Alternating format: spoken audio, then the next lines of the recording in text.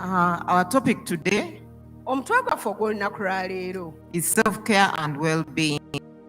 okwerabirira obulungi okwefaako tusobole okuba mu bulamu obulungi. 1 Corinthians 3:16-17.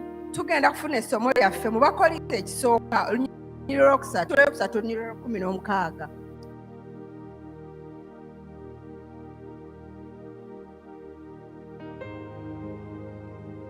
Temukimanyi nti mwe muli yeekaalu ya Katonda era omwoyo gwa Mukama guli mu mmwe? If anyone destroys God's temple, Omuntu yenna bw'akolesa obubi yeekaalu ya Mukama, God will destroy that person.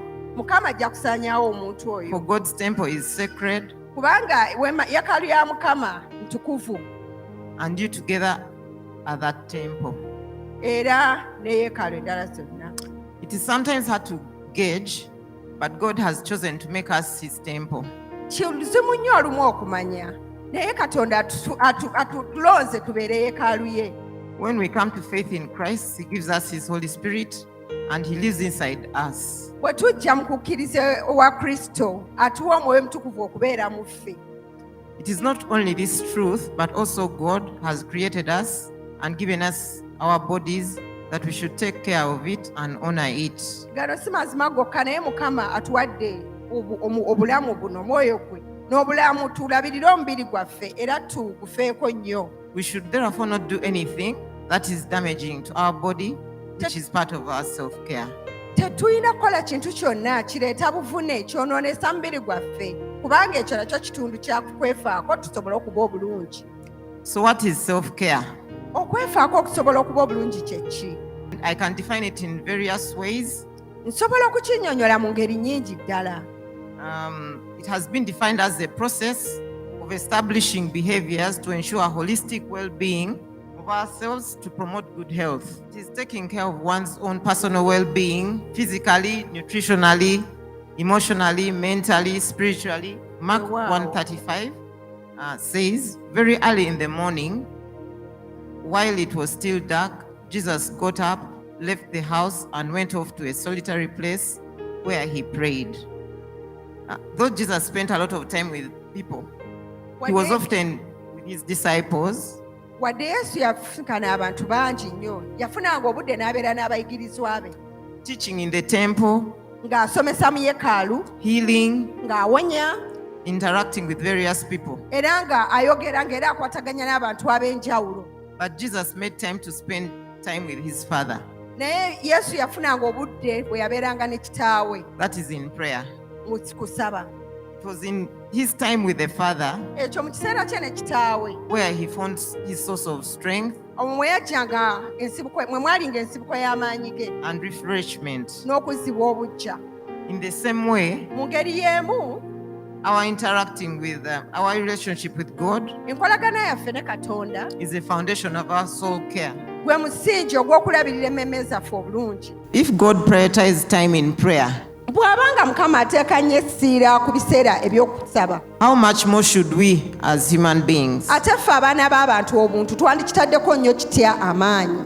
Self-care can also be defined and described as being mindful Okwerabirira okuba obulungi kisobola okunnyonnyolwa ng'okufaayo ennyo of your own limits ku gwawo olina okukoma, and needs ebyetaago byo, so that you can ensure your own physical, osobole okuba obulungi mu bulamu obwa bulijjo, emotional, mu ngeri gy'otegeeramu ebintu oba gy'okosebwamu oba gy'olowoozaamu, and mental well-being. n'obulamu bwo obw'obwongo engeri gye buli mu bulungi endowooza yo.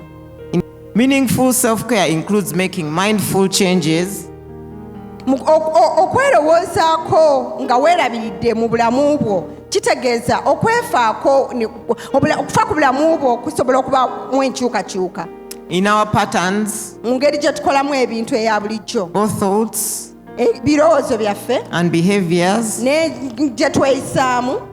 that do not contribute to our well-being. Self-care Okwerabirira okusobola okuba obulungi is an ongoing practice in building our resilience kino kintu kye tulina okukola obulungi okusobola okuzimba okubeerawo kwaffe maaso nga tetukooye, to face hardships, preventing okwaŋŋanga ebizibu, okusobola okubeera obulungi okusobola okwaŋŋanga embeera enkalubo, to prevent us getting exhausted, okwewala okukoowa ennyo. and it is not a one-time experience. Ate kino si kintu kya So mulundi it's not gumu. something that we are going to do just one-off and that is it. Kino si kyekintu ky'olina okukola omulundi gumu ne kibeera nga kyekyenkomeredde. It also doesn't require us to take off big chunks of time. Kyekyo tekikwetaagisa kutwala budde bungi nnyo ddala. It also requires us to care about our bodies, Kino kitwetaagisa okufa ku mibiri gyaffe, our mind, endowooza yaffe, because this is in submission and worship to God. kubanga kino kituleetera okukakkana era kyakusinza Katonda. So why do we need to do self-care? Lwaki tulina okwefaako okusobola okuba obulungi?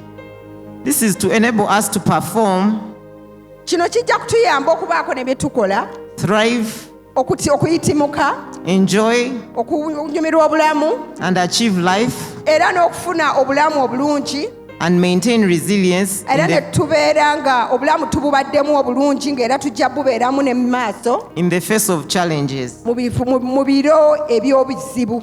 It also promotes good health Kireetera obulamu obulungi and happiness for oneself. n'essanyu ku muntu gwe wennyini. We also find a balance Era ofuna obulamu nga tebutaataaganyizibwa nga buli wamu. and we are able to prioritize what is important to us. Era okukubeera obulungi kituyamba okumanya biki bye tulina okusooka okusinziira ku birala, biki bye tulina okukulembeza. It is part of the answer of how we can better cope with daily stressors, Kino ky'ekyokuddamu ekyokutuyamba engeri okwaŋŋanga obulamu ne tubeera nga tetunyigirizibwa, in order to keep up with the pace of daily life. tusobole okuba nga obulamu obwa bulijjo tubutambuliddemu bulungi ddala nga tetubuze, bubeere bulamu. So we have different types of self-care. Tulina okwerabirira okuba obulungi kwa mirundi mingi. We have emotional self-care. Tulina okulabirira endowooza yaffe n'engeri gye tuwuliramu ebintu. This is to help us deal with emotions like anger, Kituyamba okufuna obulamu bwaffe, ebusima bw'obulamu bwaffe ng'obusungu, anxiety, okweraliikirira oba okutya, sadness. ennaku oba ekiwuubaalo kinyikagobe. James 1:19-20 says, "My dear brothers, take note of this. Everyone should be quick to listen, slow to speak, and slow to become angry. For man's anger does not bring about the righteous life that God desires." So there are several things that we can do in order to emotionally care for ourselves. Bintu bingi nnyo bye tusobola okukola okwerabirira mu ngeri gye tulowoozaamu oba gye tuwuliramu mu bulamu bwaffe. We can learn to say no to things that cause unnecessary stress in our lives. Tuyige okugamba nedda ku bintu ebyo ebituleetera ennaku n'ennyiike, okweraliikirira obutakyayinza mu bulamu bwaffe. We can also choose to go out on a date with friends. Osobola okugendako n'ofunayo olunaku n'ogendako ebweru eyo ne weeyagala ne mikwano gyo. We should also learn to affirm ourselves. Tuyina okuyiga okwezzaamu amaanyi n'ogamba nti yekweganga gwe wezzaamu amaanyi gwe wekkiririzaamu. There's also physical self-care. Waliwo n'okulabirira omubiri guno ogwaffe ogwa bulijjo.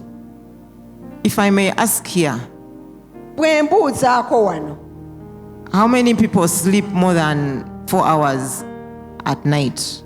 bantu bameka abeebaka essaawa ezisukka mu 4 ekiro? So there are hardly 10 people in this auditorium. Bayinza n'okuba tebawera bantu 10 mu kibiina kino. They have just put up their hands and they are not even 10. Bawanise emikono nga tebawera 10. But we should be sleeping between 7 to 8 hours a day. Tulina okuba nga twebaka wakati w'essaawa 7 ne 8 olunaku. Proverbs 3:24 says, Engalo 3:24 egamba, "When you lie down, bw'owummulako ne you will not weebaka be afraid. totya. When you lie down, Bwe weebakako n'ogalamira, your sleep will be sweet." okwebaka kwo kuwoomerera, kuba kuwoomerevu. Psalms 3:5 says, "I lay down and slept, yet I woke up in safety, for the Lord was watching over me." In physical self-care, we can also exercise. Mu kulabirira emibiri gyaffe gino tusobola okukola dduyiro oba okugezesa emibiri gyaffe Yeah, it does not necessarily mean that we have to run. We can also walk. Tekitegeeza nti olina kudduka kafubutuko, osobola okutambula. We can also improve on our nutrition. Osobola okulongoosa endyayo, emmere gy'olya. Yeah, don't eat too much carbohydrates. Tolya nnyo mmere eyo ereeta ennyo amaanyi, muwogo, lumonde, Cassava, balugu. Oyo muwogo. We can include greens, osobola okuteekamu ebivaavava ebyakiragala, ebibala. Depending on what fruits are available at that point in time during the season. Okusinziira ebibala ebibeerawo mu biseera mu makungula. We should also learn to take prescribed medication. N'okutulwa eddagala ng'abasawo bwe baba balitulagiridde. So if you're any kind of medication, bw'oba ng'oli ku ddagala lyonna ng'omusawo yalikuwadde, do not take, for instance, if you got malaria and then maybe they tell you you're supposed to take medicine for 7 days and then 2 days you're feeling better, you stop taking the medicine. That would not be good. Kati bw'oba olina omusujja nga gwa nsiri ne bagamba nti olina okunywa eddagala ennaku 7 n'onywako ennaku 2 n'owulira bulungi ziri 5 n'otozimalaayo, ekyo tekiba kirungi. Jeremiah 8:22. Yeremiya 8:22. Good news translation. Is there no medicine in Gilead? Tewali eryo ddagala mu Gileadi? Are there no doctors there? Teri basawo Gileadi? Why then have my people not been healed? Lwaki abantu bange tebawonye? So this just goes on to illustrate how important our medication is. Kino kigenda ne kitulungamya bulungi ne kitulaga lwaki eddagala lyaffe bwe baba balituwadde lirina omugaso. Jeremiah 46:11 also says, Yeremiya 46:11 agamba, people of Egypt, abantu b'e Misiri, go to Gilead and look for medicine. mugende Gileadi munoonye eddagala. All your medicine has proved useless. Eddagala lyammwe lyonna lifuuse butagasa. Nothing can heal you. Teri kiyinza bawonya. Do not self-medicate. Temwewa ddagala. Go to the physicians and they check you. Genda ew'omusawo akukebere. We also have spiritual self-care. Tulina n'okulabirira okwerabirira mu nsi y'omwoyo. We can attend spiritually related activities. Tugende mu mirimu ebyokutuyamba mu nsi y'omwoyo. Like sports day.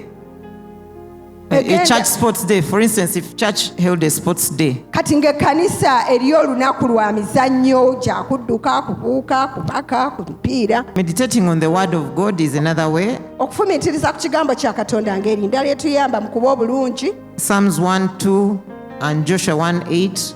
Zabuli 1 ne Yoshua 1:8. We can also do acts of kindness. Tusobola okukola emirimu egy'ekisa.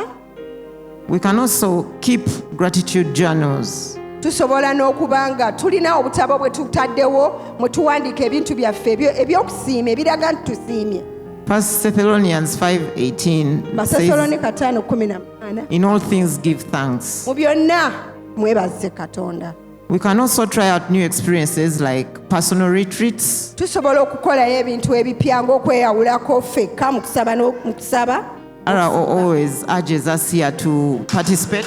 Omusumba waffe wano buli kaseera atugamba twetabe mu kusaba n'okusiba nga tweyawuddeko. We also have the prayer net coming up. Tulina n'okusaba okwakajegera okugenda okujja nga tuli wamu. We can go to the prayer mountain. Tusobola okugenda ku lusozi olw'okusabirako nga tweyawudde. We can get involved in ministry. Tusobola okwetaba mu buweereza. We can do good works for the needy. Tusobola okuyamba abanaku abeetaaga. We can gather with brethren. Tusobola okuŋŋaana n'abooluganda. When they are in need.